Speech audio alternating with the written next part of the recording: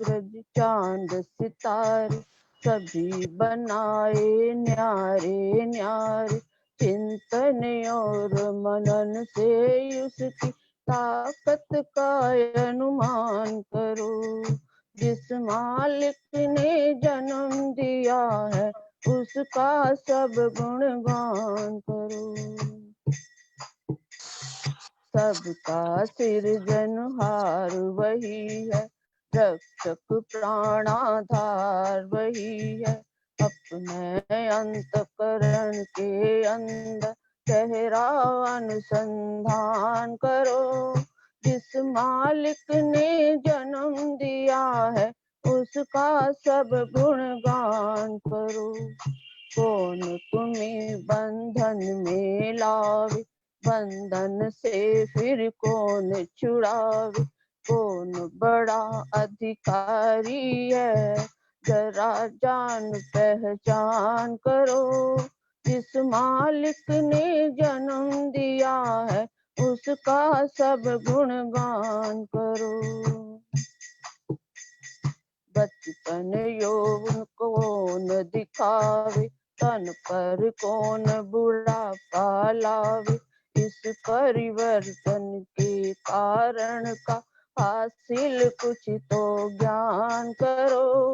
जिस मालिक ने जन्म दिया है उसका सब गुणगान करो।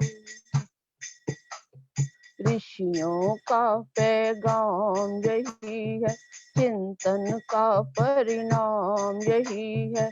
करके भजन पथिक दुनिया में जीवन का उत्थान करो। जिस मालिक ने जन्म दिया है उसका सब गुणगान करो। प्रातः सायं संध्या वंदन परमेश्वर का ध्यान करो। जिस मालिक ने जन्म दिया है उसका सब गुणगान करो। धन्यवाद भाई साहब। बहुत बहुत धन्यवाद। पानीपत से माता जनक अरोड़ा जी, फिर रविंद्र गुप्ता जी, फिर ईश्वर देवी जलवर से, फिर नरेंद्र ओझा विवेक जी का उद्बोधन। 5 से 5:20 तक 4 भजन होते रोज उसी परंपरा में। आइए माता जनक अरोड़ा जी पानीपत से।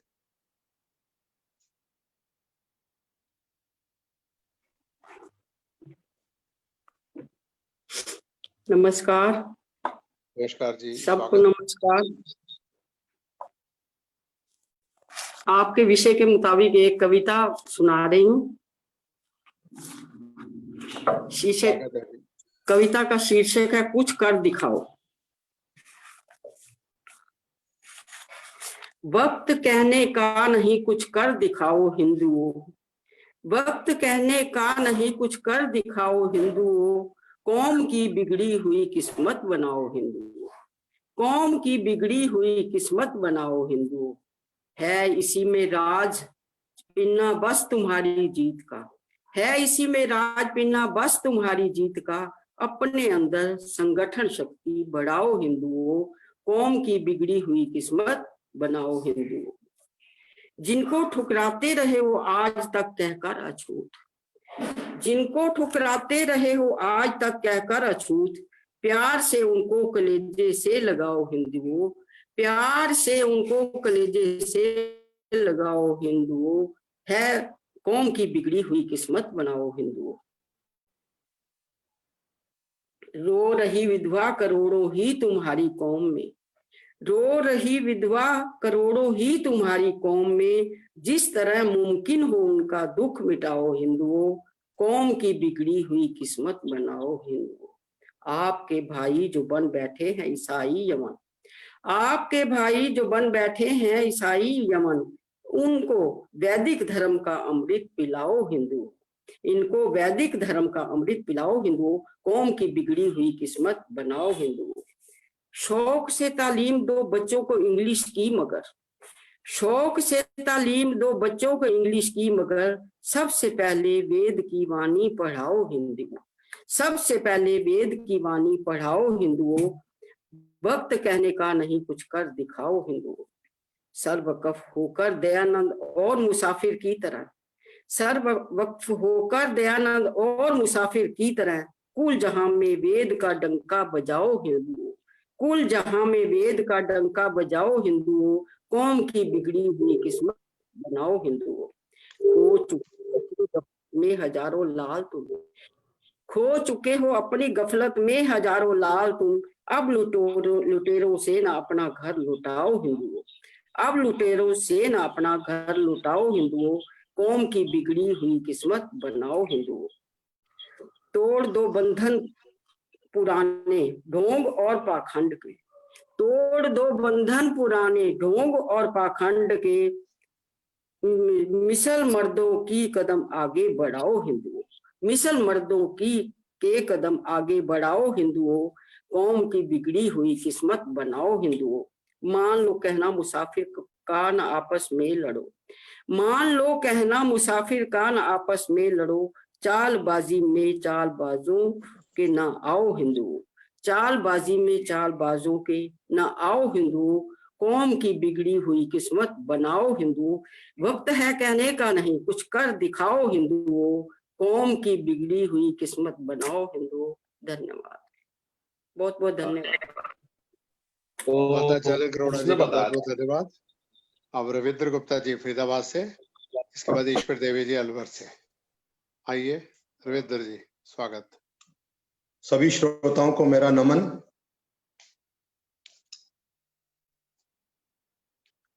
जो जिंदगी पुरुषार्थ के सांचे में डली है, तूफान का मुंह मोड़ के रख दे वो वली है। जो जिंदगी पुरुषार्थ के सांचे में डली है, तूफान का मुंह मोड़ के रख दे वो वली है। संसार में जीना तो बड़ी शान से जीना, इज्जत से बड़े प्यार व सम्मान से जीना। संसार में जीना तो बड़ी शान से जीना, इज्जत से बड़े प्यार व सम्मान से जीना। लेकिन किसी भी हाल में मंजूर न करना, नजरें झुका के शर्म से अपमान से जीना। अपमानजनक जिंदगी से मौत भली है, तूफान का मुंह मोड़ के रख दे वो वली। जो जिंदगी पुरुषार्थ के सांचे में डली है, तूफान का मुंह मोड़ के रख दे वो वली है। आराम तो हराम है आराम न करना, इंसान के चोले को यूं बदनाम न करना। आराम तो हराम है आराम न करना, इंसान के चोले को यूं बदनाम न करना। करना सदा वो काम जिसमें सर रहे ऊंचा, झुकता हो जिसमें सर कभी वो काम न करना। मेहनत ही इस जहान में फूली व फली है, तूफान का मुंह मोड़ के रख दे वो वली है। जो जिंदगी पुरुषार्थ के सांचे में डली है, तूफान का मुंह मोड़ के रख दे वो वली है। कुंभकर्ण व रावण बड़ा अभिमान था जिनको, और कंस दुर्योधन भला अच्छे लगे किनको। कुंभकर्ण व रावण बड़ा अभिमान था जिनको, और कंस दुर्योधन भला अच्छे लगे किनको। तब राम भरत कृष्ण व अर्जुन भी हुए थे, क्या बात है सत्कार और पूजा मिली इनको। जग में चरित्रवान की महिमा ही चली है, तूफान का मुंह मोड़ के रख दे वो वली है। जो जिंदगी पुरुषार्थ के सांचे में डली है, तूफान का मुंह मोड़ के रख दे वो वली है। हर वक्त जो परमात्मा को याद करेगा, दुनिया में किसी खौफ से हरगिज न डरेगा। हर वक्त जो परमात्मा को याद करेगा, दुनिया में किसी खौफ से हरगिज न डरेगा। घबरा के संकटों में कभी डोल न जाना, संकट हरन प्रभु स्वयं संकट को हरेगा। कब संकटों की पथक वहां दाल गली है, तूफान का मुंह मोड़ के रख दे वो वली है, जो जिंदगी पुरुषार्थ के सांचे में डली है, तूफान का मुंह मोड़ के रख दे वो वली है, तूफान का मुंह मोड़ के रख दे वो वली है। धन्यवाद जी, बहुत बहुत धन्यवाद।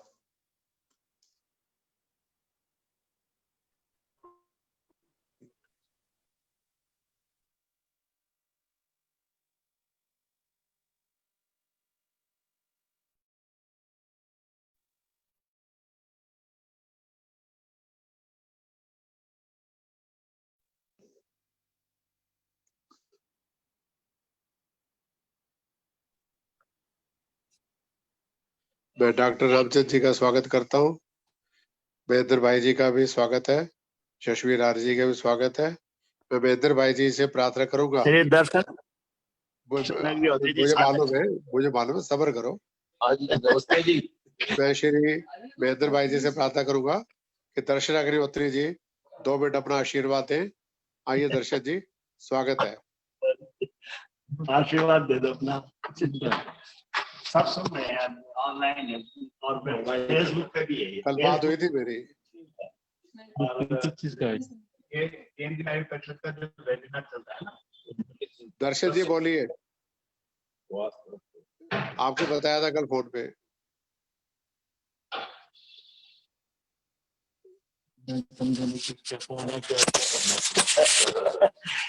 अभी थोड़ी देर में करेंगे वो। अच्छा जी, ठीक है। कह रहे हैं थोड़ी देर में। माता ईश्वर देवी जी अलवर से प्रार्थना करूंगा, एक भजन प्रस्तुत करें। माता ईश्वर देवी जी।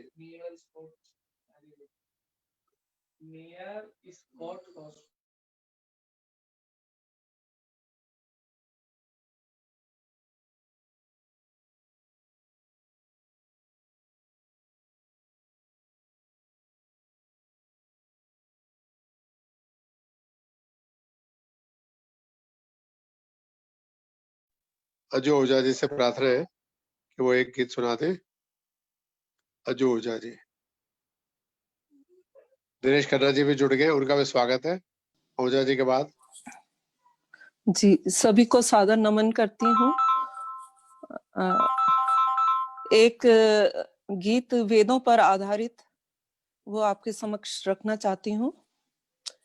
वेद पढ़ो व पढ़ाया करो, वेद सुनो व सुनाया करो, वेद पढ़ो व पढ़ाया करो, वेद सुनो व सुनाया करो, तन मन धन से चाहूं और सदा, तन मन धन से चाहूं और सदा, वेद का डंका बजाया करो, वेद का डंका बजाया करो, जीव कहाँ से जग में आवे, लौट कहाँ फिर जावे, ईश्वर क्या है सृष्टि क्या है, वेद हमें समझावे, सबको यही समझाया करो, वेद सुनो व सुनाया करो, वेद सुनो और सुनाया करो, नर व पशु में अंतर क्या है, किसने जगत बनाया, नर व पशु में अंतर क्या है, किसने जगत बनाया, मानव जीवन क्यों मिलता है, वेद में है दर्शाया, भरम सभी मिटाया करो, वेद सुनो वे सुनाया करो, वेद सुनो व सुनाया करो, वेद सिखावे इस दुनिया में क्या जीना क्या मरना, वेद सिखावे इस दुनिया में क्या जीना क्या मरना, मात पिता गुरु इष्ट जनों की विधिवत सेवा करना,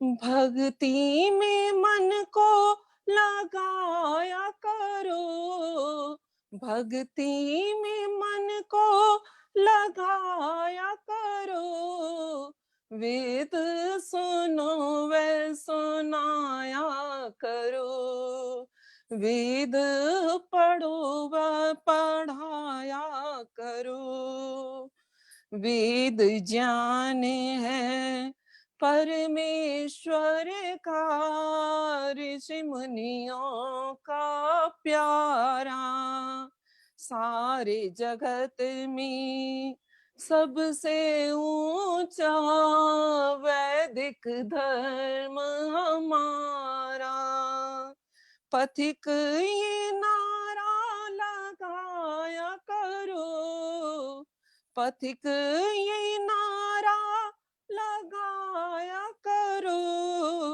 वेद सुनो वे सुनाया करो, वेद सुनो व सुनाया करो, वेद पढ़ो और पढ़ाया करो, वेद सुनो और सुनाया करो, तन मन धन से चाहूं और सदा, वेद का डंका बजाया करो, वेद पढ़ो व पढ़ाया करो, वेद सुनो व सुनाया करो।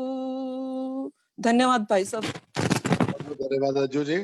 मैं देख रहा हूँ संगीता आर्य जी भी जुड़ चुकी है, देवेंद्र आर्य सोमत जी भी जुड़ चुके हैं। सभी का स्वागत। संगीता जी एक भजन सुना दे, फिर आगे कार्यक्रम बढ़ाए। संगीता जी आइए।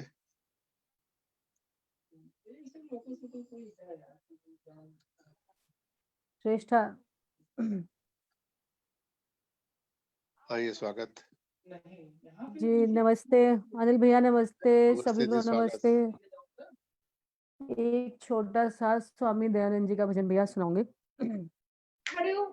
देखिए जरा, आ तो नहीं, आवाज नहीं आ रही। दयानंद तुम्हें माइक बंद है। हाँ जी भैया, माइक बंद था, अब ठीक है। आप ठीक आवाज रही है? आप तो आवाज आ रही है। है दयानंद तुम्हें मेरा सो नमन,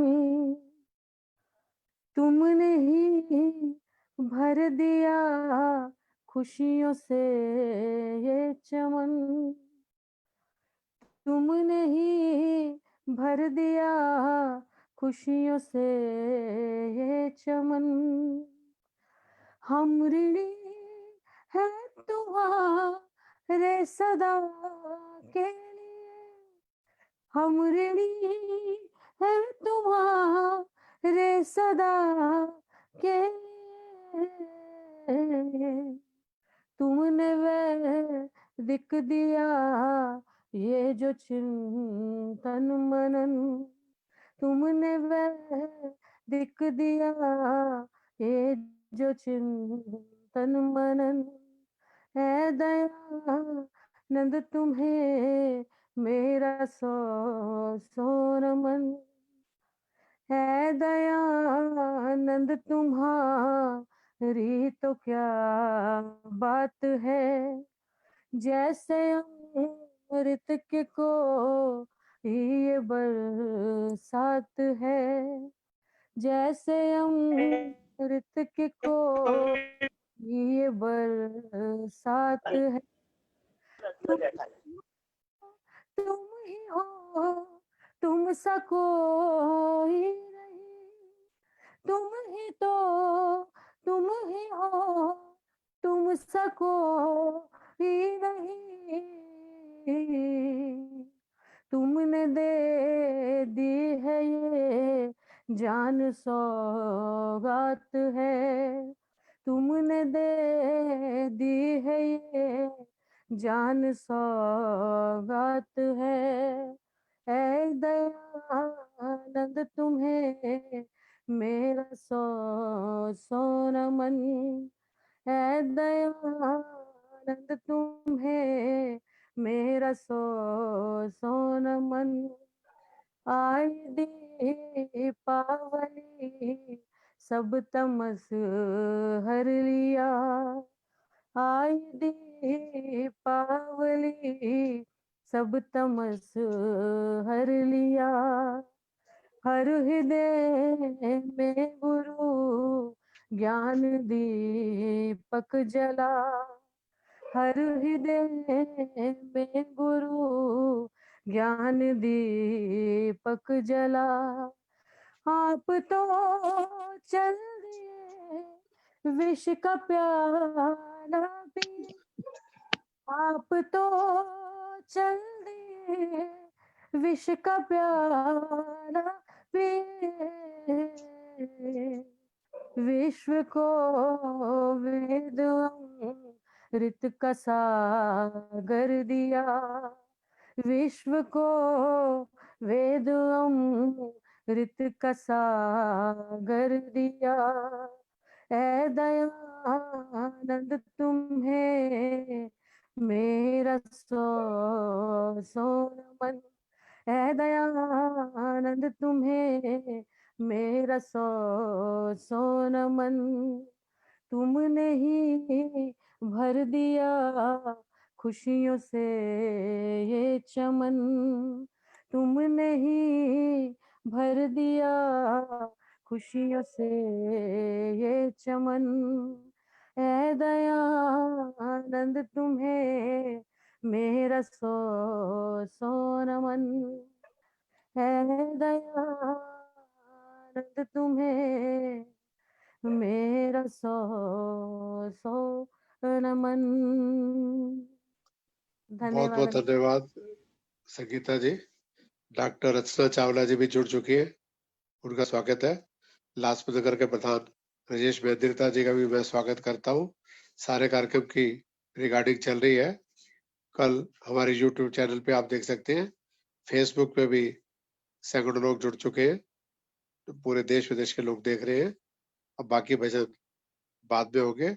मैं आज के मुख्य वक्ता नरेंद्र ऊर्जा विवेक जी से प्रार्थना करूंगा 30 और 40 मिनट के बीच अपनी बात रखें। उसके बाद नरेश खन्ना जी, नरेंद्र सुमन जी, रचना जी, अंजू बजाज जी भी है, सभी को मौका मिलेगा। आइए विवेक जी, स्वागत। आरपी सूरी जी का बहुत बहुत स्वागत, अभिनंदन है। आज के कार्यक्रम के आप अध्यक्ष हैं। आइए ऊर्जा जी। धन्यवाद सम्माननीय भ्राता और केंद्रीय आर्य परिषद के राष्ट्रीय अध्यक्ष डॉक्टर अनिल आर्य जी। आज का विषय बड़ा ही एक ज्वलंत विषय है, और वह ज्वलंत विषय है स्वाधीनता की सुरक्षा के उपाय। किसी भी राष्ट्र की आयु के संदर्भ में ये जितनी मेरे राष्ट्र की आयु है, जिसे मैं अगर प्राचीनतम नाम पुकारूं तो आर्यावर्त, उसके बाद में कुछ काल रहा तो उसमें हिंदुस्तान, और अब वर्तमान का नाम पुकारूं तो मैं भारत, दैट इज इंडिया जिसे कहा जाता है, जैसा संविधान में भी लिखा। राष्ट्र की आयु के संदर्भ में मेरे राष्ट्र की मैं कह सकता हूं कि ये बाल्यावस्था है, और इस बाल्यावस्था में ही मेरा राष्ट्र बहुत सी गंभीर व्याधियों से ग्रस्त हो गया, ऐसा हम सभी स्वीकार करते हैं। क्योंकि एक बात स्पष्ट रूप से मैं कहता हूं कि बीमारी को छिपाने से बीमारी बढ़ती है, बीमारी को बताने से और उसका निदान करने से ही हम उसका निराकरण कर सकते हैं। प्रश्न उठता है कि आखिर इस बाल्यावस्था में मेरा राष्ट्र इतनी गंभीर व्याधियों से क्यों ग्रस्त हो गया कि हमें इतनी छोटे समय में ही इस विषय पर विचार करने के लिए मजबूर होना पड़ा, स्वाधीनता की सुरक्षा के उपाय। सर्वप्रथम विषय को स्थापित करूं और बात को आगे बढ़ाऊं तो प्रथम तो ये आता है कि स्वाधीनता के मायने क्या है, स्वाधीनता का अर्थ क्या है। बड़ा लंबा वक्तव्य इस पर भी दिया है एक बार, आज मात्र कुछ पंक्तियों में उस विषय को स्थापित करता हूं। स्व आधीन अर्थात जब तक मैं स्वयं के अधीन हूं तभी तक मैं स्वाधीन हूं।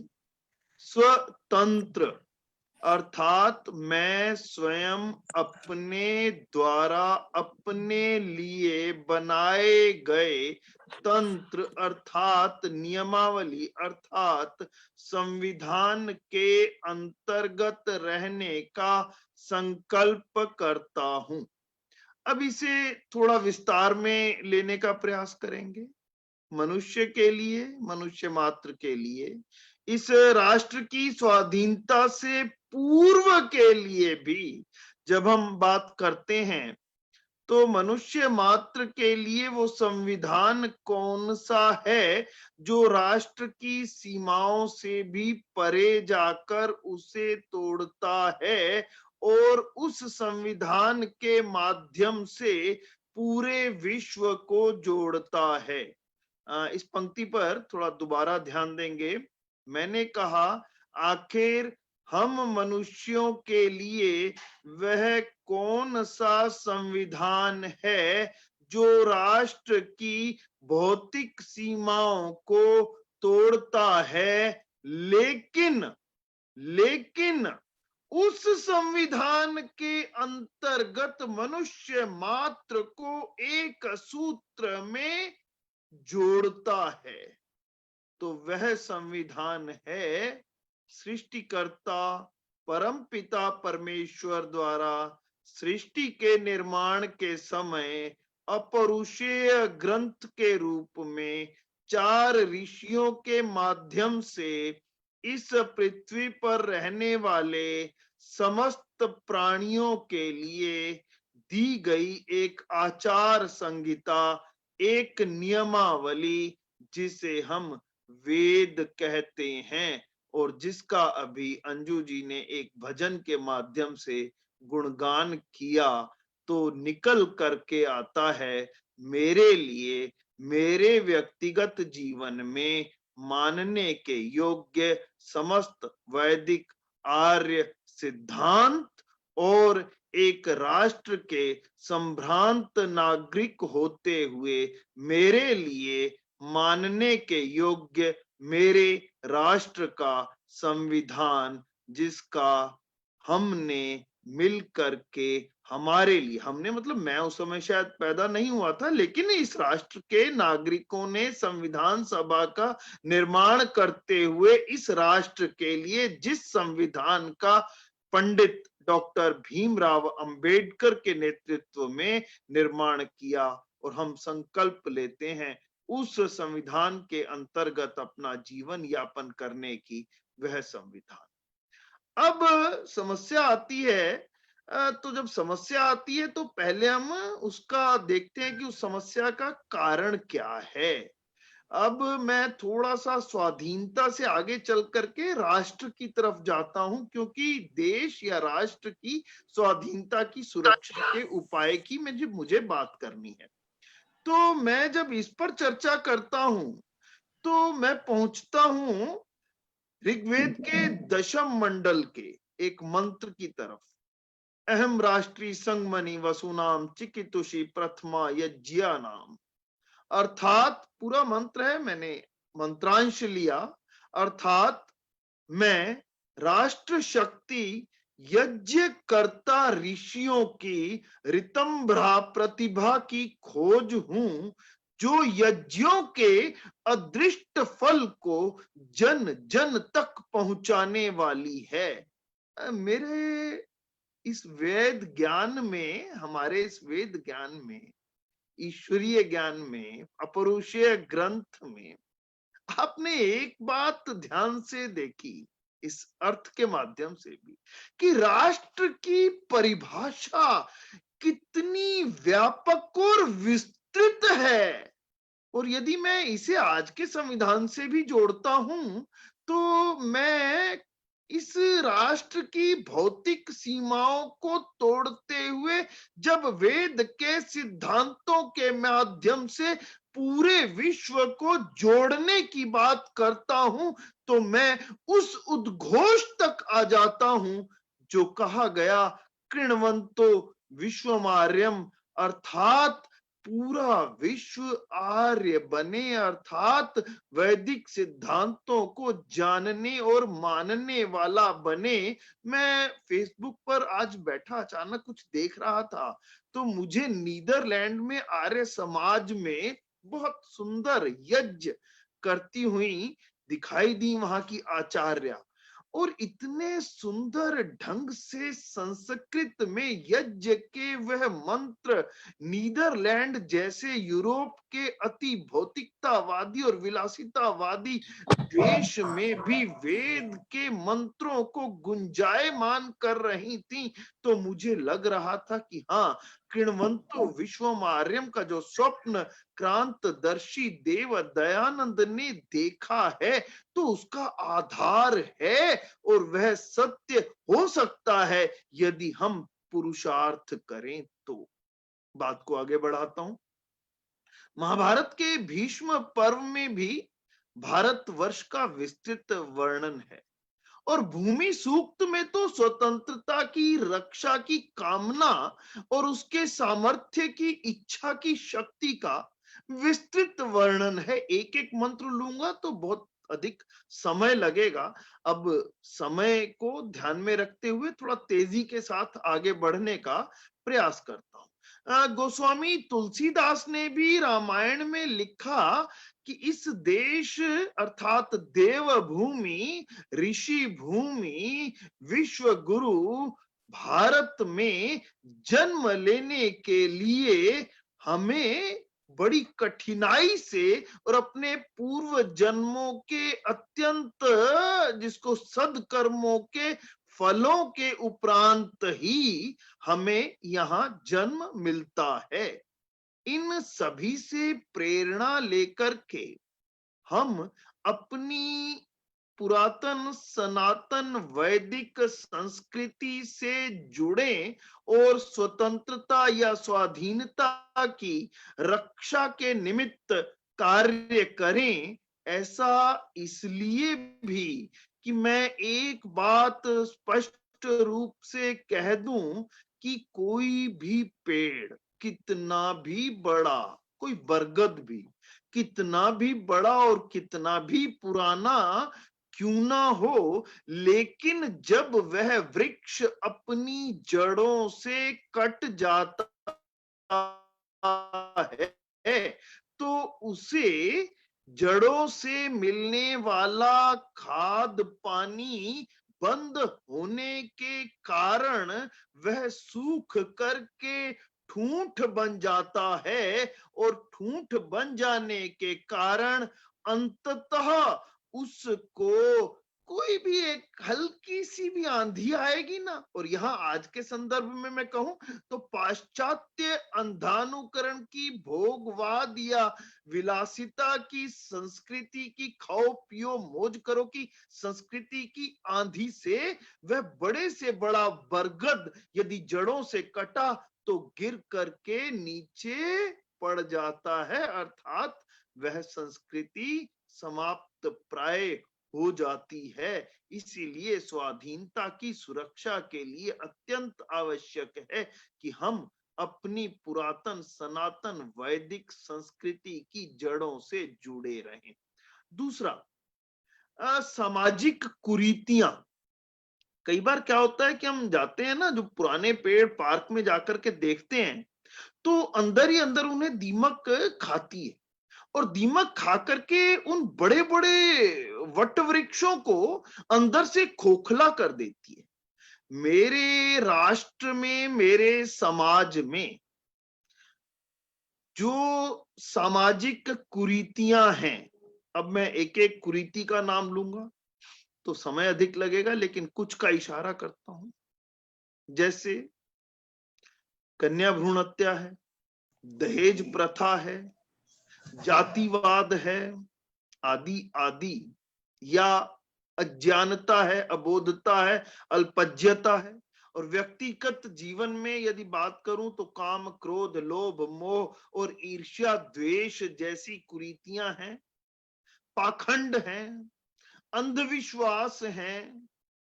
ये पाखंड, अंधविश्वास और सामाजिक कुरीतियां मेरे राष्ट्र के एक बहुत बड़े वट वृक्ष को अंदर ही अंदर खा करके खोखला कर रही हैं। और जब पेड़ अंदर से खोखला हो जाता है तो फिर मैं दोबारा दोहराऊंगा उस बात को कि भोगवाद और विलासिता की पाश्चात्य अंधानुकरण की हल्की सी हवा चलते ही वह पेड़ औंधा नीचे गिर पड़ता है। इसीलिए स्वाधीनता की सुरक्षा का दूसरा उपाय निकल करके आता है कि मैं अपने राष्ट्र से कुरीतियां, सामाजिक विषमताएं, पाखंड, अंधविश्वास, इन्हें चुन चुन करके दूर करने का प्रयास करूं, तभी मैं अपनी स्वाधीनता की सुरक्षा कर सकता हूं। अन्यथा तो ठीक है, काठ की हांडी फिर चढ़ेगी। देखते हैं। तीसरा, विकास के अर्थ को भी हमने अनर्थ में लगा दिया। विकास क्या होना चाहिए था और विकास हम किसे समझ बैठे, इसे समझने की बहुत आवश्यकता है। विकास होना चाहिए था शारीरिक, आत्मिक, भौतिक, सामाजिक उन्नति। लेकिन हमने विकास क्या समझ लिया जी? हमने विकास समझ लिया पाश्चात्य अंधानुकरण को। हमने विकास समझ लिया अपने अपने परिवार के लिए पाश्चात्य सुख सुविधाओं को एकत्रित करने को। मैं जितना अच्छा फर्राटेदार अंग्रेजी बोलूंगा, मैं उतना विकसित, पढ़ा लिखा समझा जाऊंगा। मैं प्रयास करता हूं कि मातृभाषा बोलूं, मैं हिंदी में बोलता हूं तो कई सरकारी जो रहते हैं आयोजन, उसमें मुझे कहा जाता है कि क्या बात आहूजा जी, आपको अंग्रेजी नहीं आती है, अंग्रेजी में हाथ कुछ तंग है। मैं चाहूं तो उनसे भी अधिक फर्राटेदार बोल सकता हूं, लेकिन मैं कहता हूं कि नहीं, मुझे अंग्रेजी नहीं आती। मुझे इस बात का इतना शायद दुख नहीं है, मुझे दुख इस बात का है कि आप इतने उच्च पदों पर बैठ करके मुझसे ये पूछ रहे हैं कि मुझे एक विदेशी भाषा नहीं आती, जबकि पूछना मुझे चाहिए कि आप इतने उच्च पदों पर बैठे हैं, आपको मेरे राष्ट्र की राष्ट्रभाषा क्यों नहीं आती। और मैं एक बात स्पष्ट रूप से आज यहां कह दूं कि जिसे अपने राष्ट्र की राष्ट्रभाषा हिंदी से या उस देवनागरी लिपि से या उसकी जनक देव भाषा संस्कृत से प्रेम नहीं है तो वह गूंगा है, वह गूंगा है। कोई भी राष्ट्र अपनी राष्ट्रभाषा के बिना गूंगा कहलाता है। मैं इसे स्थापित कर देता हूं, तभी अगली व्याधि की तरफ चलता हूं। क्या भाषा भावों की अभिव्यक्ति का माध्यम होती है। मैं अपने मन की बात आपके मन तक तभी पहुंचा सकता हूं जब मैं और आप दोनों अपनी मातृभाषा में बात करेंगे। यदि मैं किसी अन्य भाषा को अपने भावों का संवाहक बना करके बात करने का प्रयास करता हूं तो एक बात निश्चित जान लीजिए कि वह भाषा मेरे भावों के पहुंचने में बाधक सिद्ध होती है। और यदि भावों को अभिव्यक्त करने के लिए मातृभाषा का प्रयोग किया जाए तो वह सर्वश्रेष्ठ साधन बन जाती है भावों के आदान प्रदान के लिए। इसीलिए स्वतंत्रता की सुरक्षा के लिए अत्यंत आवश्यक हो जाता है कि हम पाश्चात्य अंधानुकरण को रोकें। ये पाश्चात्य भोगवाद और विलासिता की जो संस्कृति, अपसंस्कृति कहूंगा, संस्कृति शब्द भी कहना मुझे अच्छा नहीं लगता है जब पाश्चात्य अंधानुकरण की बात आती है, क्योंकि संस्कृति यदि कोई है तो वह मेरे राष्ट्र की आर्य पुरातन सनातन वैदिक संस्कृति है, जिसे परमपिता परमेश्वर ने हमारे लिए दिया था, आर्यों के लिए दिया था, आर्यों अर्थात श्रेष्ठ लोगों के लिए दिया था। पाश्चात्य अंधानुकरण उनकी अपसंस्कृति तो नीचे गिराने वाली है। हम यदि अपने राष्ट्र की स्वाधीनता की सुरक्षा करना चाहते हैं तो उससे बचें, विकास के सही अर्थ को समझें, अपनी जड़ों से जुड़े रहें। और फिर अगला मैंने लिया कि मैं यदि अपनी राष्ट्रभाषा जिसकी लिपि देवनागरी और जिसकी जनक देव भाषा अर्थात जिसमें वेदों की संरचना हुई, जिस भाषा में, जिस लिपि में सृष्टिकर्ता परमपिता परमेश्वर ने 4 ऋषियों के माध्यम से ये वेद का ज्ञान दिया। मुझसे किसी ने एक बार पूछा, यहीं पंचकुला के पास ही एक सज्जन रहते हैं, कहने लगे कि अरे जी एक बात बताइए, हम अधिकांश लोग संस्कृत नहीं जानते हैं, तो क्या हम इन मंत्रों के अर्थों का हिंदी में अनुवाद करके यदि हिंदी में पढ़ करके यज्ञ करें तो क्या उसका लाभ नहीं होगा, अधिक लाभ नहीं होगा, अधिक लोगों तक नहीं पहुंचेगा यज्ञ? मैंने कहा देखिए, मैं भाषा को बदलने के कतई पक्ष में नहीं हूं, क्योंकि जिस भाषा में वेदों के मंत्रों की रचना परम पिता परमेश्वर ने की और क्रांतदर्शी देव दयानंद ने देवनागरी लिपि हिंदी के अंदर उनका भाष्य किया, हम उसे उन वेद मंत्रों को उसी देव भाषा में मूल स्वरूप में ही पढ़ें और साथ ही बाद में उसके अर्थों पर चिंतन करें। अर्थ को मन में रखते हुए यदि वेद मंत्र पढ़ेंगे तो पढ़ने सुनने में बहुत आनंद आएगा। तो ये मैंने कहा कि हम अपनी राष्ट्रभाषा के साथ जुड़े रहें। और एक बात और मैं कह देता हूं कि विकास के नाम पर मैं उतनी ही उड़ान भरूं, ध्यान से सुनेंगे, विकास के नाम पर मैं उतनी ही उड़ान भरूं जितनी उड़ान को भरते हुए भी मेरे पांव यथार्थ के कठोर धरातल पर टिके रहें।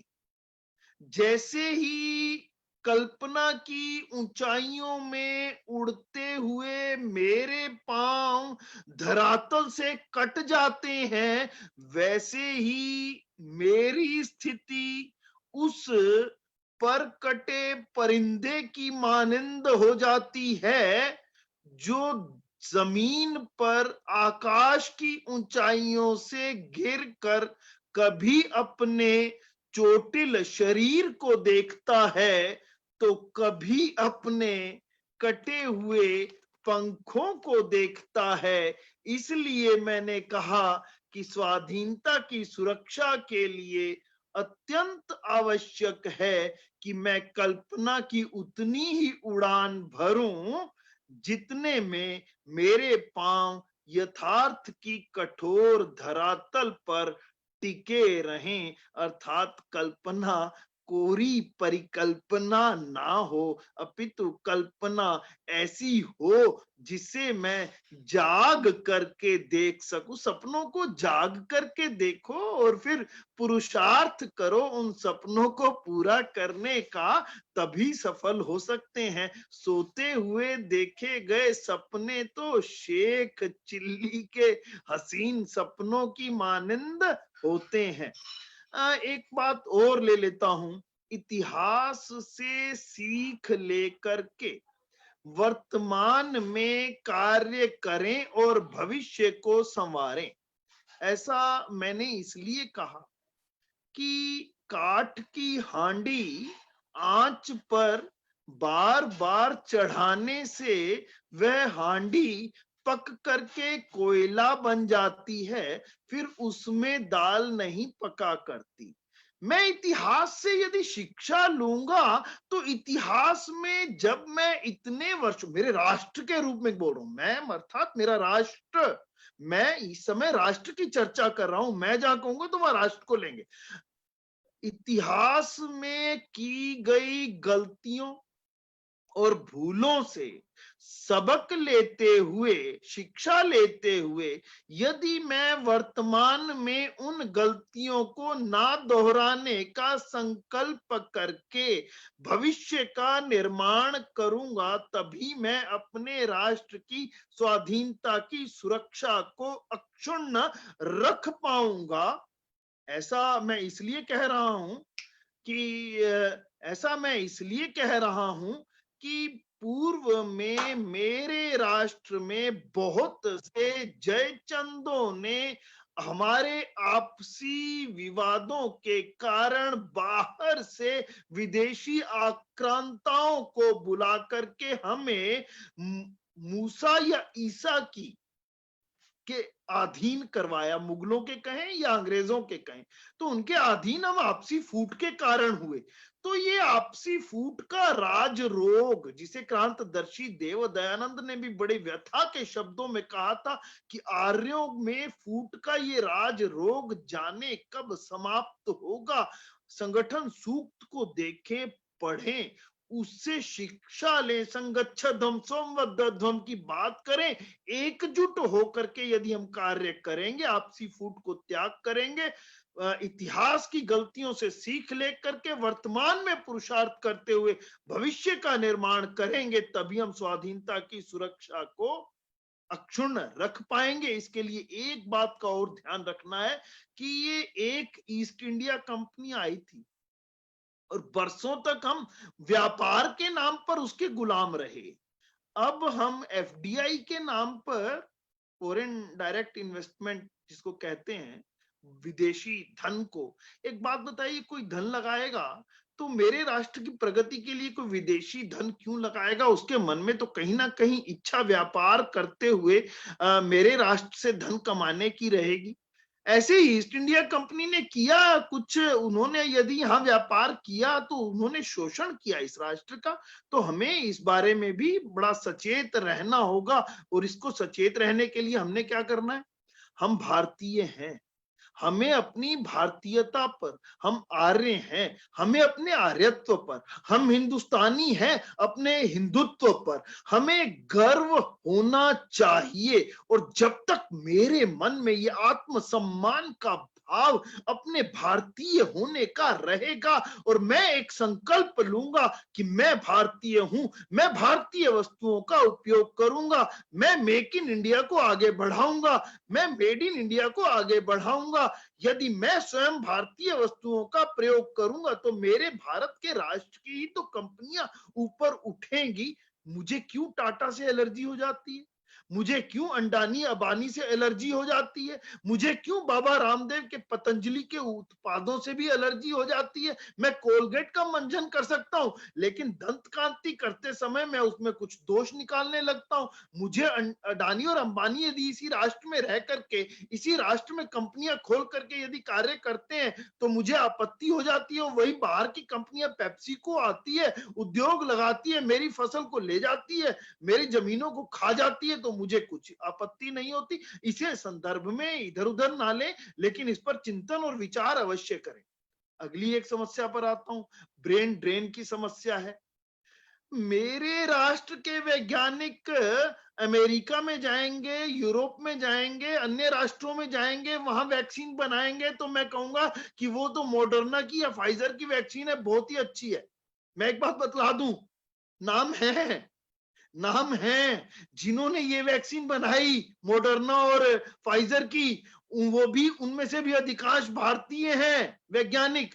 लेकिन यदि ये हैदराबाद में भारत बायोटेक की भारतीय वैक्सीन बनती है, आईसीएमआर और एनआईवी पुणे के सहयोग से, और उसको भारत बायोटेक बनाता है, तो मुझे शक क्यों होने लगता है, और फिर मैं क्यों कह देता हूं कि मैं तो नहीं लगवाऊंगा। अरे वो वैज्ञानिक ने बनाई, मेरा यही वैज्ञानिक बाहर चला जाता, बाहर जाकर के बनाता, तब तो मुझे लगता कि बहुत सेफ और इफेक्टिव है। और यदि अब मेरे ही वैज्ञानिक ने मेरे ही देश में रह करके बनाई, तो मुझे उस पर शक करने की कोई वजह नहीं होनी चाहिए। ब्रेन ड्रेन की समस्या का समाधान ही यही है कि मैं अपने देश के उन प्रतिभाशाली बच्चों का सम्मान करना सीखूं, उन्हें मौका दूं, उन्हें अवसर दूं कि वह अपने ही देश में इनोवेशन कर सकें, अपने ही देश में नई खोजें और नया आविष्कार कर सकें, ताकि मेक इन इंडिया और मेड इन इंडिया को और अधिक बल मिले। अब एक बात, अंततः लास्ट तक आने वाला हूं, अंतिम कुछ बातों तक। पेट के रास्ते दिल पर राज करना, ये भी वैसे तो महिलाओं के बारे में कहा जाता है, शादी करके जब घर में आती हैं तो रसोई में ऐसा अच्छा पकवान बनाएं ताकि उस घर में रहने वाले लोगों के दिल पर राज करें। लेकिन ऐसा ही पाश्चात्य लोगों ने भी किया, पिज्जा खाएंगे, बर्गर खाएंगे, केएफसी के नॉनवेज खाएंगे, आदि। लेकिन अपने देश में बनी अगर हम लस्सी भी पी लेंगे तो उसके पैकेट उतने नहीं बिकेंगे जितने कोका कोला बिकेगा। अपने देश का नींबू पानी उतना नहीं बिकेगा जितना कोका कोला या कैंपा कोला बिकेगी। मुझे समझ में नहीं आता है कि अपने स्वास्थ्य के लिए हानिकारक सिद्ध हो चुके इन ये फास्ट फूड उत्पादों का, जिसमें चाइनीज भी हैं बहुत से, इटली का पिज्जा है तो चाइना की वो क्या बोलते हैं उसको, चाउमीन है, तो इनसे भी हम बचें, वरना क्या होगा कि हमारी युवा पीढ़ी शारीरिक रूप से खोखली हो जाएगी, और फिर मुझे लगेगा कि मेरे स्वाधीनता की सुरक्षा करने के लिए मेरे पास युवा है ही नहीं। एक बात और, टीवी जिसमें अब हर एक में 100 से ऊपर चैनल हैं, टीवी भी अपसंस्कृति की बरसात कर रहा है।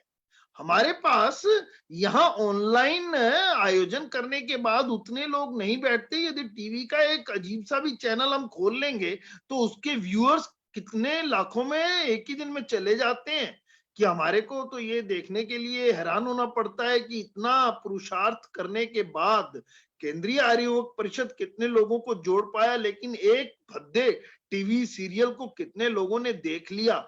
तो हमें अपनी सोच पर यह भी विचार करना होगा कि इस अपसंस्कृति को फैला रहे टीवी को, हमारे संदेश टीवी में ही आता है, वहां नहीं देखते हैं हम। और कुछ चैनल ऐसे हैं जिन्हें बाबा रामदेव भी चलाते हैं या आर्य समाज के कुछ लोग भी चलाते हैं, तो उनको हम नहीं देखते हैं, लेकिन हम बाकी चैनल देखते हैं। तो इस पर भी हम जरा विचार करेंगे। और एक अंत में जब मैं आ रहा हूं, तो फूट डालो राज करो की जो नीति थी अंग्रेजों की, वही नीति ना जाने क्यों इस लोकतंत्र में, ध्यान देंगे 3-4 शब्द बोलूंगा, लोकतंत्र, फिर बना भीड़ तंत्र, फिर बना भेड़ तंत्र, फिर बना लठ तंत्र, और अंत में बन गया लूट तंत्र, और परिपक्व हो गया मेरे देश का लोकतंत्र। दोबारा दोहरा देता हूं, लोकतंत्र बना भीड़ तंत्र, बना भेड़ तंत्र, बना लठ तंत्र, बन गया लूट तंत्र, और परिपक्व हो गया मेरे राष्ट्र का लोकतंत्र।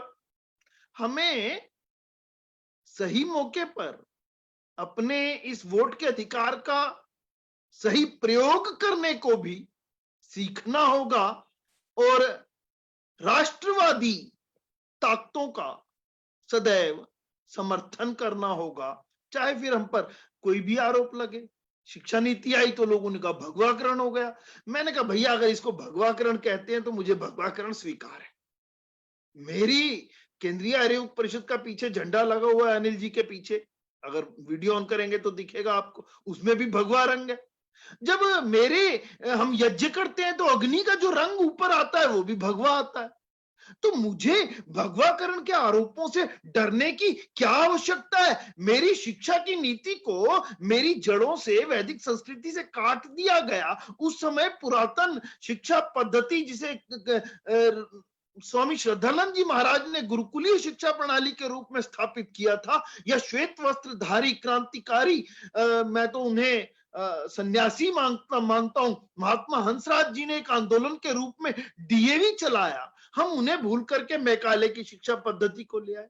तो जितनी जल्दी इस गुलामी की मानसिकता वाली मैकाले की शिक्षा पद्धति को, जो डॉक्टर बना सकती है, इंजीनियर बना सकती है, क्लर्क बना सकती है, आदि आदि, लेकिन मनुष्य नहीं बना सकती, लेकिन मनुष्य नहीं बना सकती ये मैकाले की संस्कृति, क्योंकि ये मैकाले की शिक्षा पद्धति, मैकाले की संस्कृति ये पाश्चात्य संस्कृति है, और हमें सदा सर्वदा के लिए मानसिक रूप से गुलाम बनाने के उद्घोष के साथ लॉर्ड मैकाले द्वारा गुलाम भारत में लाई गई थी, जो ना जाने क्यों स्वतंत्रता के बाद भी मेरे राष्ट्र के नीति नियंताओं ने इस राष्ट्र के लिए स्वीकार कर ली और अस्वीकार कर दी गुरुकुलीय शिक्षा प्रणाली, और अस्वीकार कर दिया डीएवी का आंदोलन, और डीएवी के शिक्षण संस्थाओं को भी मजबूर करके मैकाले की शिक्षा पद्धति अपनाने के लिए कहा गया।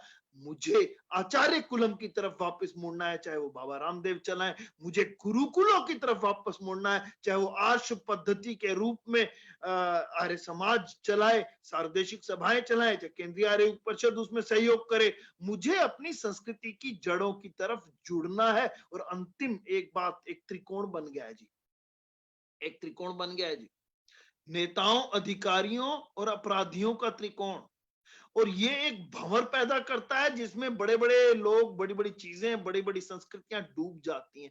इस त्रिकोण को तोड़ना होगा यदि हम स्वाधीनता की सुरक्षा चाहते हैं। क्यों? रथ है ना, रथ की उपमा देते हैं, रथ में जुड़े हुए जुते हुए घोड़े और उसमें बैठा सारथी नेता, घोड़े जुते हुए घोड़े, वो अधिकारी यानी कि उसका एग्जीक्यूटिव जिसको बोलते हैं हम, वह अभिजात्य वर्ग, और सामने खड़ी पैदल सेना अर्थात हम प्रजा।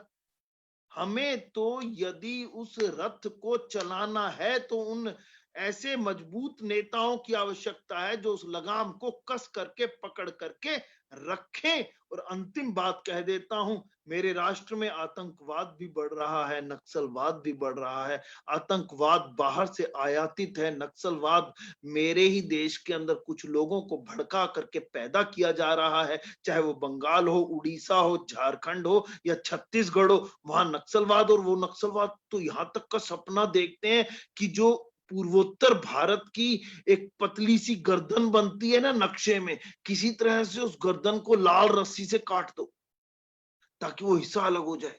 वो इतने इतने सपने देख करके कहां जाकर के एक छोटे छोटे नेता भाषण दे मारते हैं इस प्रकार का राष्ट्र विरोधी, और फिर मेरे देश में घूमते हैं अभिव्यक्ति की स्वतंत्रता के नाम पर। तो मुझे लगता है कि ऐसी स्वतंत्रता उनको किसने दी? स्वतंत्रता का अर्थ उनको क्यों नहीं पता चला? स्वतंत्रता है क्या? स्वतंत्र अर्थात मैं अपने राष्ट्र के बनाए गए नियमों और संविधान के प्रावधानों के अंतर्गत रहने का संकल्प लेता हूं, ऐसी स्वतंत्रता है। और आतंकवाद जो बाहर से आयातित है, पाकिस्तान से आए चाहे वो चीन से आए, तो इन सबको रोकना होगा। और इन सभी बीमारियों का, व्याधियों का निदान करके ही हम अपने राष्ट्र की स्वाधीनता की सुरक्षा कर सकते हैं। मुझे लगता है कि अब समय हो गया है और मैं वाणी को विराम देते हुए ओम इति शम कहूं और धन्यवाद करूं आप सभी का। ओम इति शम। धन्यवाद। आदरणीय भाई नरेंद्र ओझा विवेक जी, राष्ट्रीयता से ओतप्रोत हमारा जीवन, हमारा कर्म, हमारे विचार, हमारी व्यवहारिकता, हमारी बोलचाल, हमारा चाल चलन सब राष्ट्रीयता से ओतप्रोत हो, ऐसी उनकी भावना रही। उनके विचारों को सुना, जीवन में अपनाए और उनको प्रेरित करें। मैं श्री नरेंद्र ओझा विवेक जी का हार्दिक अभिनंदन में स्वागत करता हूँ। किसी का कोई प्रश्न हो सकते हैं।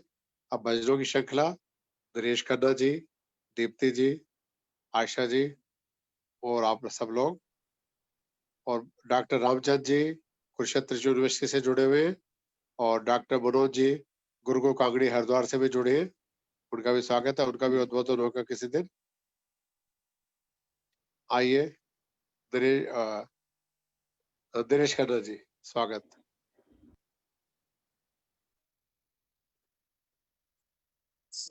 नमस्ते, बहुत ही सुंदर उद्बोधन।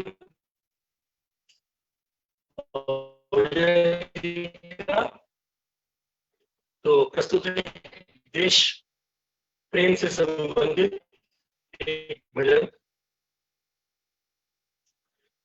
देश रहना चाहिए, मैं रहूं या ना रहूं, रहना चाहिए।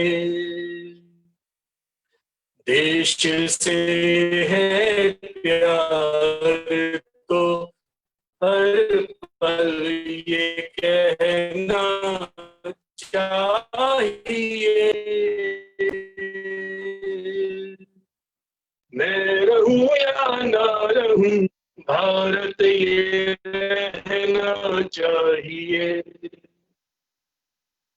सिलसिला ये बाद मेरे यूं ही चलना चाहिए, हूं या ना रहूं, भारत ये रहना चाहिए। मेरी नस नस पार कर दो और बना दो एक सितार।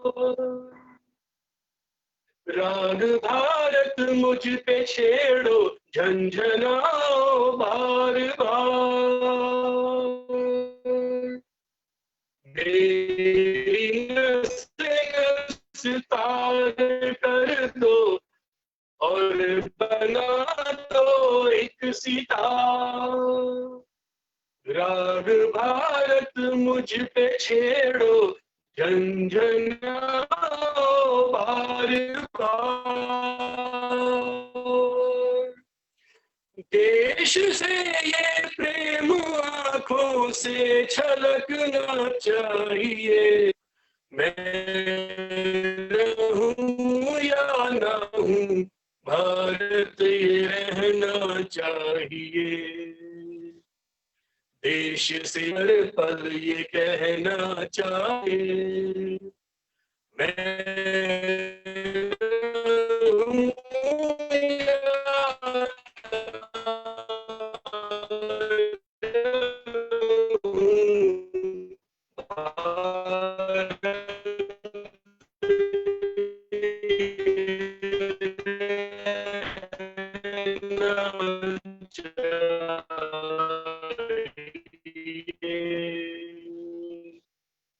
माँ पे रहना अमर है, शत में रहना ये मेरा भक्त अमर है, सत्य कह भक्त।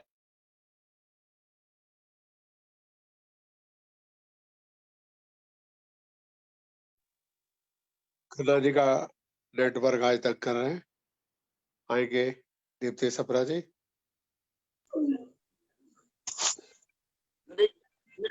बीच में गड़बड़ हो गया ना।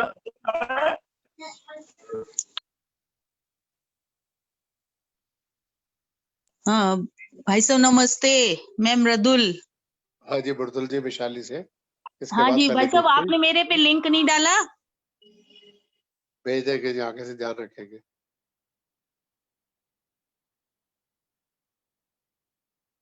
दीप्ति सप्रा जी आ रही है।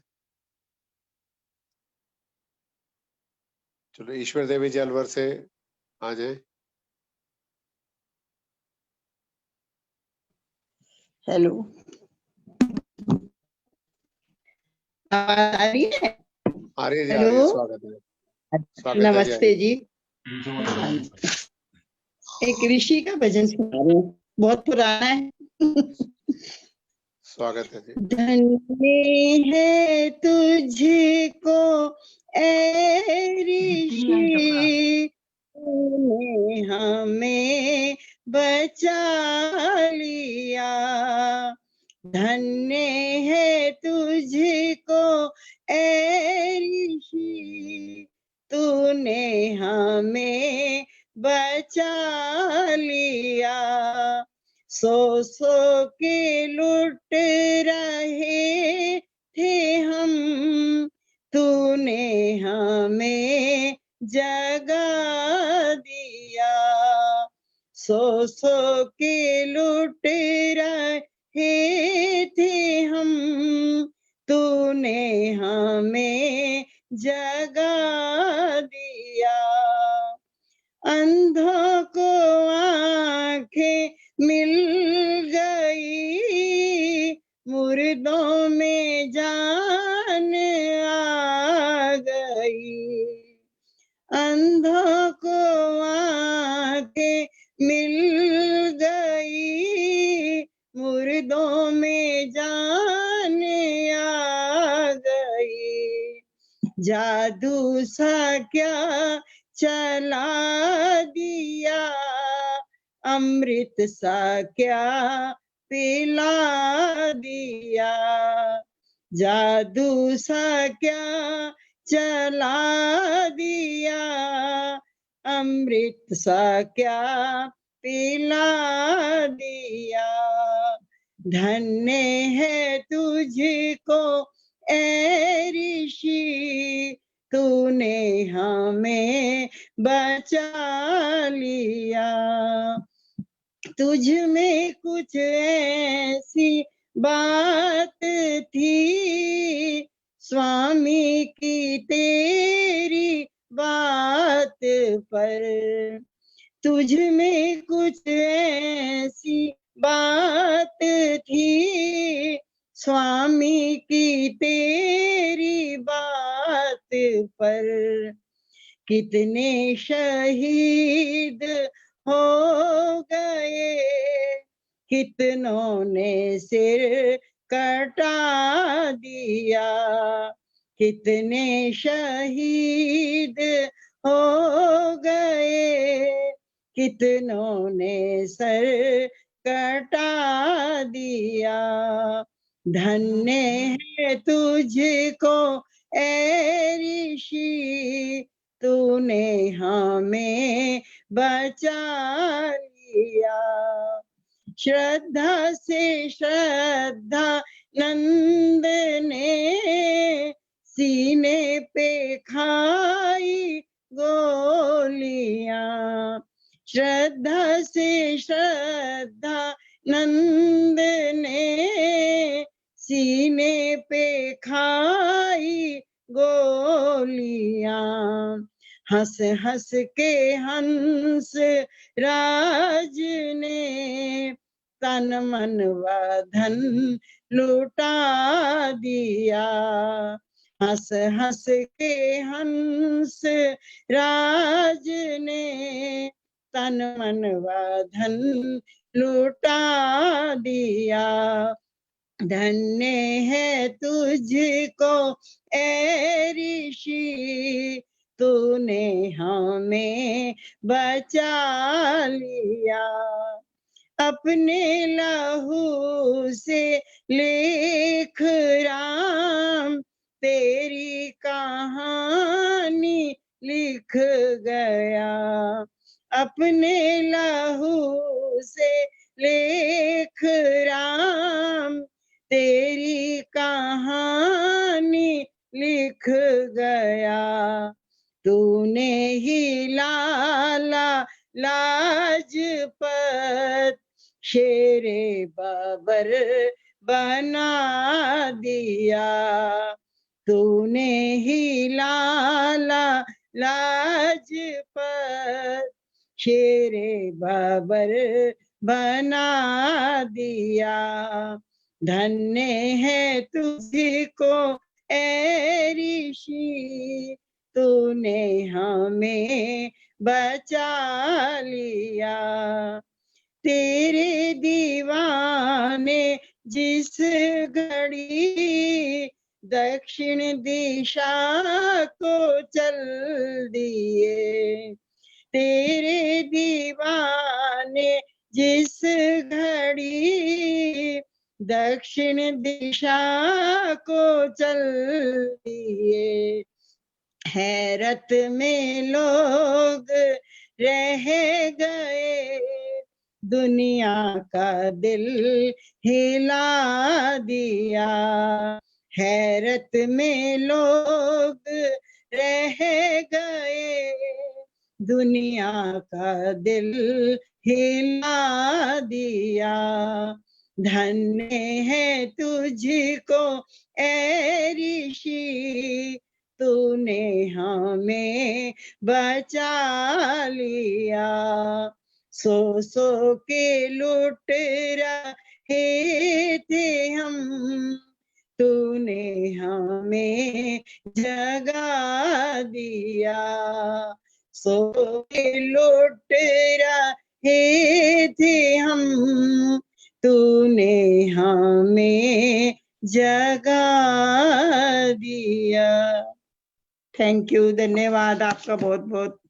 माता ईश्वर देवी जी अलवर से बहुत बहुत धन्यवाद, आभार। बड़ा सुंदर ऋषि का गीत गाया। अब मैं आमंत्रित करता हूँ दीप्ति सप्रा जी आए, एक मधुर गीत। उसके बाद निरंजन सुमन जी।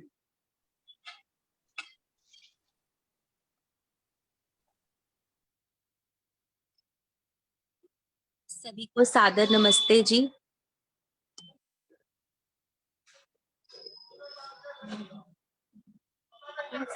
स्वागत है जी, बोलो।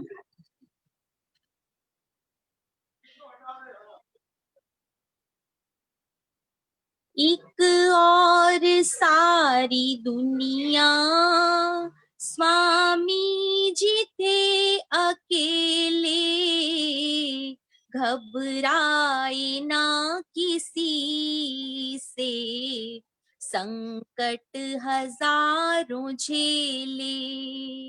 एक और सारी दुनिया स्वामी जी थे अकेले, घबराए ना किसी से, संकट हजारों झेले।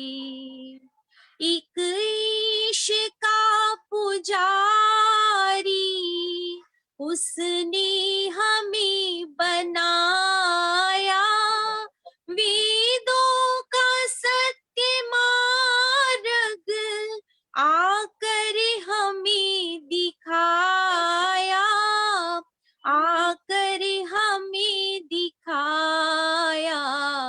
कैसे उसे भुलाएं, जीवन पे अपने खेले, घबराए ना किसी से, संकट हजारों झेले।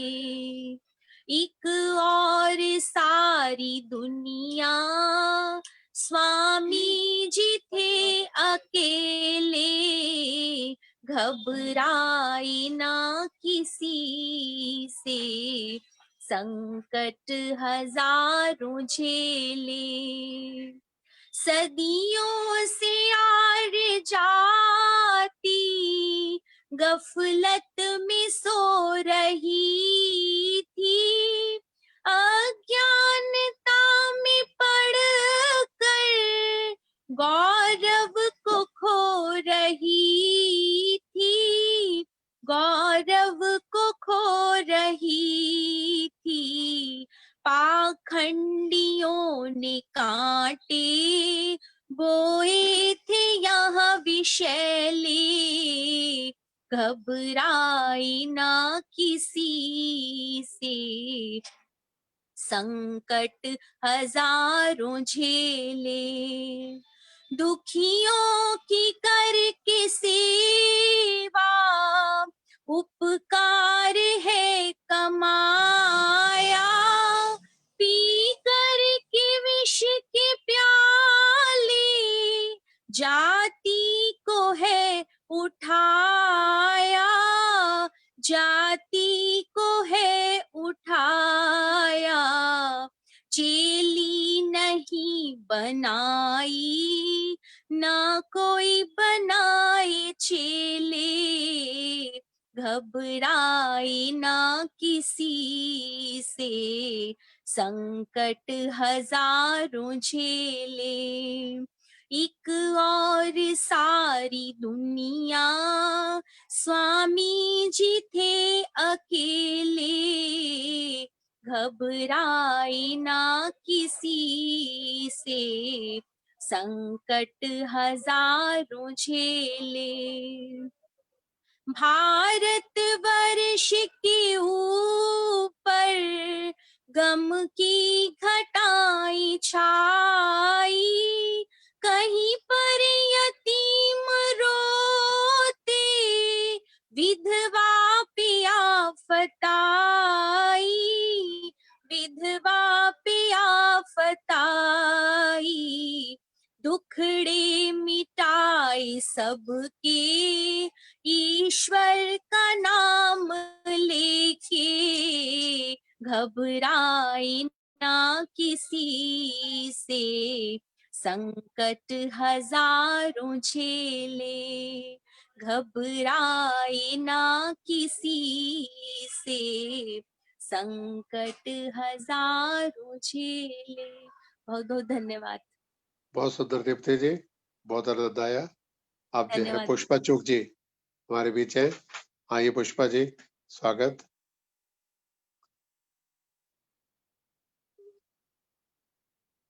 पुष्पा जी कैब में है, घर में है। पुष्पा चुग जी आ रही है। चलो आशा जी भी है, 2-3 बजे रचना चावला जी है। मैं आरपी सूरी जी जो आज के कार्यक्रम के अध्यक्ष हैं, बहुत देर से 1.5 घंटे से तपस्या कर रहे हैं, उनसे प्रार्थना करता हूँ सूरी साहब अपना आशीर्वाद दे दें। उसके बाद 2-4 बजे आपकी इच्छा अनुसार हो जाएंगे। आइए सूरी साहब, आशीर्वाद दीजिए। इसके बाद पुष्पा जी, दिव्या सुबत जी, रचना चावला जी, आशा जी तैयार रहेगी। Shri RP Suri ji, mike on करो।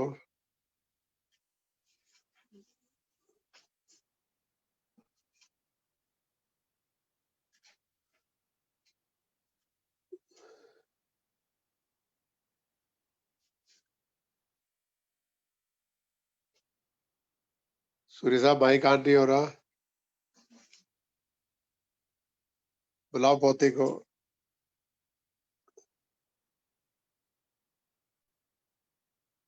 श्री आरपी सूरी जी 86 साल के नौजवान है।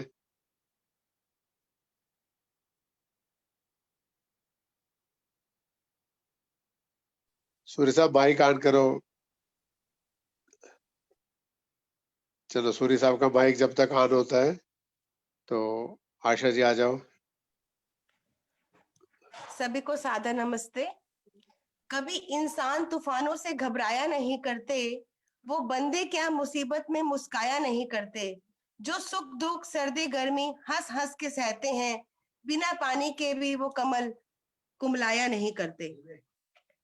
आइए अब एक प्रभु भक्ति का गीत आपके सामने प्रस्तुत करती हूँ।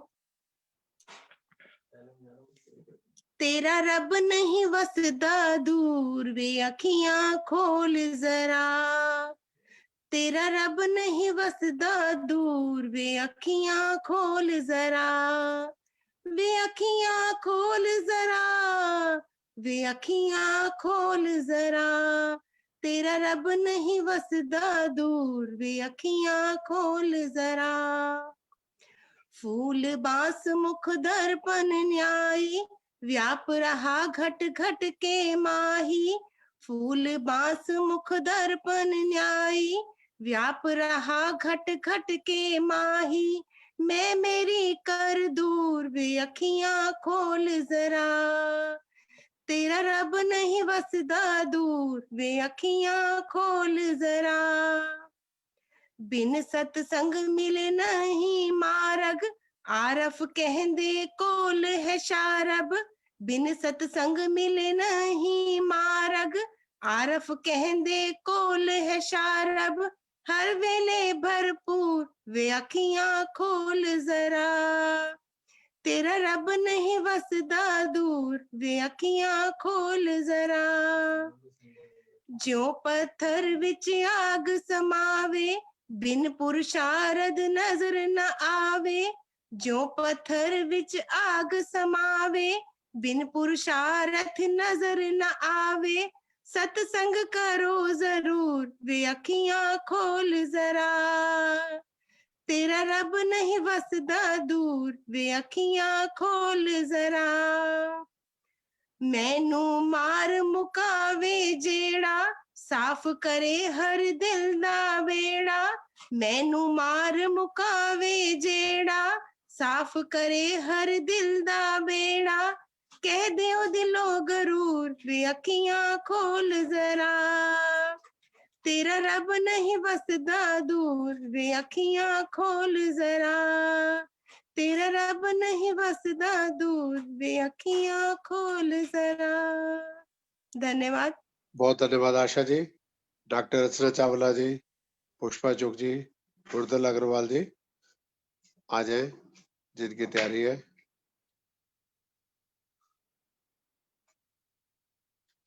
अनिल जी, मैं एक प्रार्थना, बहुत पुरानी प्रार्थना सुना दूं? हाँ जरूर जी, पुरानी चीजें ओल्ड इज गोल्ड। ए मालिक तेरे बंदे हम। बहुत अच्छे जी, बहुत सुंदर। सबको नववर्ष की शुभकामनाएं। और मैं सबसे पहले अनिल जी को और जितने भी आयोजक हैं उन सबका बहुत बहुत धन्यवाद और शुभकामनाएं भगवान से कि वो इसी तरह से सबको अपने साथ लेकर आगे बढ़ते रहे। और प्रार्थना एक छोटी सी, हालांकि मैं आज दिल्ली में नहीं हूँ, दिल्ली से बहुत दूर हूँ आज मैं, पर फिर भी मैं प्रोग्राम से लिंक्ड हूँ और सबको मैंने बहुत अच्छा, और उनका हुजा जी का तो बहुत ही सुंदर था, व्याख्यान जो भी था बहुत ही सुंदर था, बहुत सराहनीय था। अरे कहाँ गया, फिर गया, ये तो भाग गया। ऐ मालिक तेरे बंदे हम, ऐसे हों हमारे करम, नेकी पर चले और बदी से टले, ताकि हंसते हुए निकले दम। ऐ मालिक तेरे बंदे हम, जब जुल्मों का हो सामना, तब तू ही हमें थामना। वो बुराई करे हम भलाई करे, ना हो बदले की ये भावना। बढ़ चले प्यार का हर कदम, और मिटे वैर का ये धर्म। नेकी पर चले और बदी से टले, ताकि हंसते हुए निकले दम। बड़ा कमजोर है आदमी, अभी लाखों है इसमें कमी। बड़ा कमजोर है आदमी, अभी लाखों है इसमें कमी। पर तू जो खड़ा है दयालु बड़ा, तेरी कृपा से धरती थमी। दिया तूने हमें जब जन्म, तू ही ले लेगा हम सब के दम। नेकी पर चले और बदी से टले, ताकि हंसते हुए निकले दम। ऐ मालिक तेरे बंदे हम, ये अंधेरा घना छा रहा, तेरा इंसान घबरा रहा। ये अंधेरा घना छा रहा, तेरा इंसान घबरा रहा। पर तू जो खड़ा हो रहा बेखबर, कुछ ना आता नजर, सुख का सूरज छिपा जा रहा है। तेरी रोशनी में जो दम, तू अमावस को कर दे पूनम, नेकी पर चले और बदी से टले, ताकि हंसते हुए निकले दम। ए मालिक तेरे बंदे हम, ए मालिक तेरे बंदे हम। धन्यवाद, धन्यवाद जी। अनिल जी, आज एक्चुअली मैं आपको बताऊं, मेरी सिस्टर का यहाँ पे स्कूल है जो एक मतलब देवीगढ़ एक जिला है, वहां पे मैं आपकी प्रमोशन के लिए अभी उससे बात कर रही थी कि वहां के बच्चों को थोड़ी सी संस्कृति सिखाई जाए, कि हमारे अच्छा यहाँ जी। से कुछ लोग जाएंगे और वहां पे सिखाएंगे हम ऑनरेरी जाके उनको कुछ। देवीगढ़ कहाँ पड़ता है?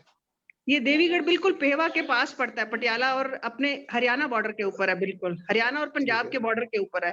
तो वहाँ सारे राजपुरा। बच्चे जो है वो विलेज से आते हैं, गांव से आते हैं सब बच्चे। बहुत अच्छे जी।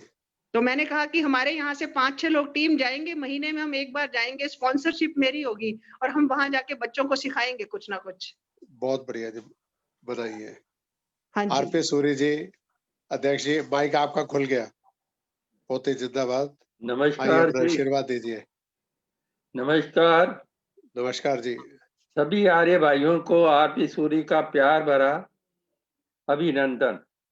अपने से बड़े आयु के हाथ जोड़कर प्रणाम तथा कम आयु वर्ग के युवाओं को स्नेह भरा आशीर्वाद। नव वर्ष की शुभकामनाएं। प्रभु आपको दीर्घ आयु प्रदान करे, स्वास्थ्य रखे व अपनी सभी अभिलाषाओं पूरी करे, ये प्रार्थना मैं प्रभु से करता हूँ।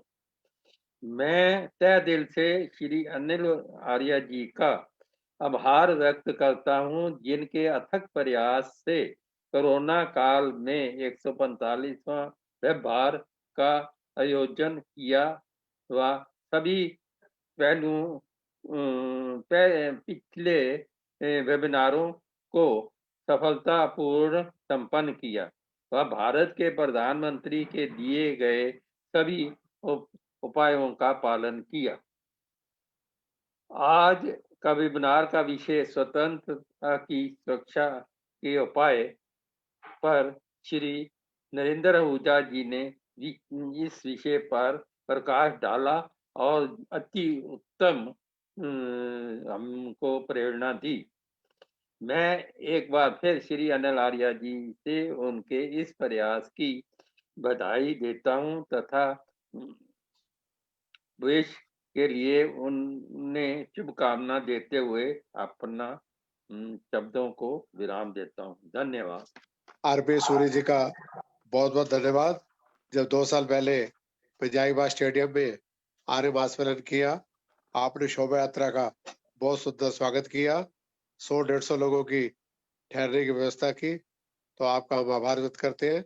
आपका आशीर्वाद लंबे समय तक मिलता रहे। अब किसी की भजन की तैयारी हो तो एक भजन और, फिर महेंद्र भाई जी और प्रवीण जी। परसों फिर शाम को मिलेंगे 5 बजे। 31 जनवरी तक मैं एक भजन सुनाऊं? 1 मिनट जी। 31 जनवरी तक जितने भी कार्यक्रम है सब आपको भेज दिए गए हैं। 6 तारीख तक जिस लिंक पे आज चल रहा है यही रहेगा। 7 तारीख से 500 लोग जो से जुड़ पाएंगे कार्यक्रम में। हमने लाइसेंस रिन्यू कराने के लिए अप्लाई कर दिया है, 8,000 रुपए जमा करा दिए। तो एक महीना 6 जनवरी से 6 फरवरी तक 500 लोग जूम से फेसबुक पे जितने चाहे मर्जी जुड़े। आइए सुनाइए बहन जी। सुषमा जी आ रही है ना? हाँ जी। गोखलानी जी आई है। सभी को सादर नमस्ते। नमस्ते जी। मैं आपके द्वारा जो अथक प्रयास किया जा रहा है, हमें घर बैठे कोरोना काल में सत्संग का आनंद मिल रहा है। मैं उसी सत्संग के बारे में कुछ आपसे कहना चाहूंगी। सत्संग में आ ईश्वर गुण गा, तेरा हो जाए बेड़ा पार रे, सुख शांति अमर पद।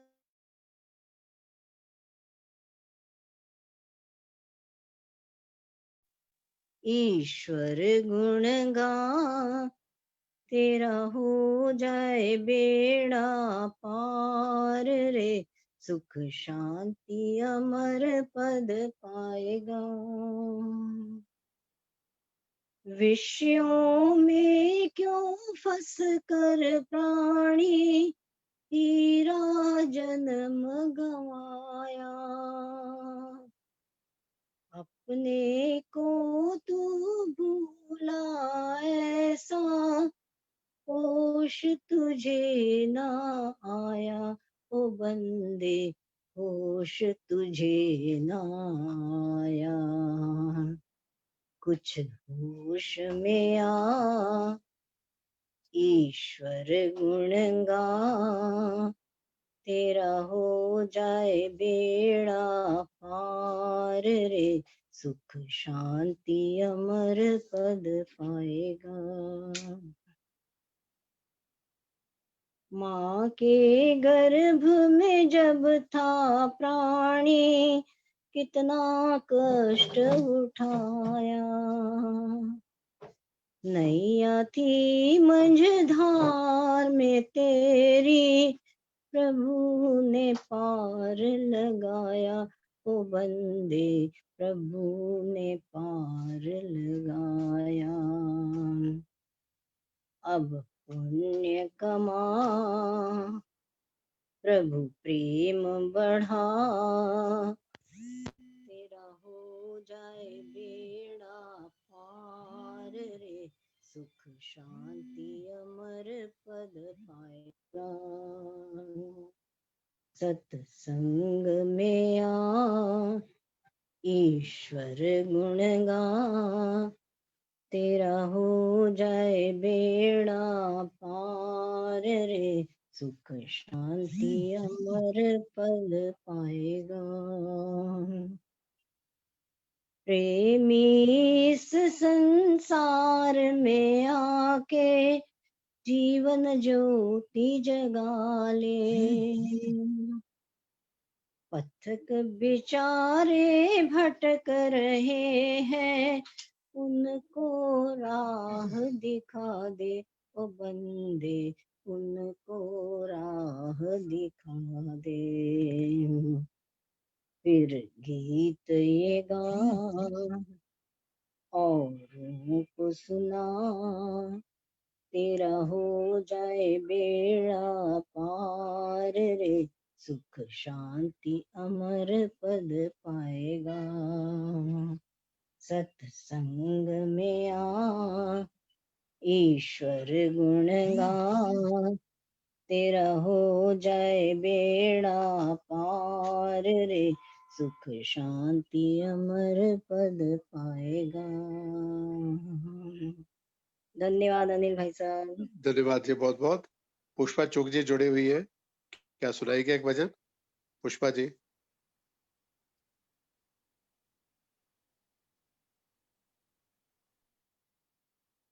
पुष्पा चुग जी, महेंद्र भाई जी आए, महेंद्र भाई जी। चलो प्रवीण जी, प्रवीण जी गाजियाबाद से। सौरभ जी शांति पाठ कराओ। ये सबको नमस्ते। आगे जी करें शांति पाठ? हाँ, दो लाइन सुनानी सुना लो। नहीं सुनाना क्या है जी, अब तो इतना देर से सुन ही रहे हैं। चलो कराओ जी। दर्शन जी की तरफ से सबको बहुत बहुत शुभकामनाएं थी। कहते मेरा आज गला खराब है, मैं बोल नहीं पा रहा हूँ। अच्छा जी। हाँ, लेकिन मेरी तरफ से सब शुभकामनाएं देना। अनिल जी को बहुत बहुत बधाई देना, कितने अच्छे कार्यक्रम कर रहे हैं आप, और आर्य समाज को जगा रखा है आपने, ये ऐसा उन्होंने बोला है। आइए सब मिलकर के शांति पाठ करें। आज के सभी वक्ताओं का, विशेषकर श्री नरेंद्र आहूजा जी का, और आज के अध्यक्षता करे श्री आर किशोर जी का हृदय की गहराइयों से परिषद की ओर से आभार और साधुवाद। आइए अब शांति पाठ। ओम द्यौ शांतिरंतरिक्षं शांति पृथिवी शांतिरापः शान्तिरोषधयः शान्तिः वनस्पतयः शान्तिर्विश्वे देवा शान्ति ब्रह्म शान्ति सर्वम् शान्ति शान्तिरेव शान्ति साम शान्तिरेधि ओम शान्तिः शान्तिः शान्तिः।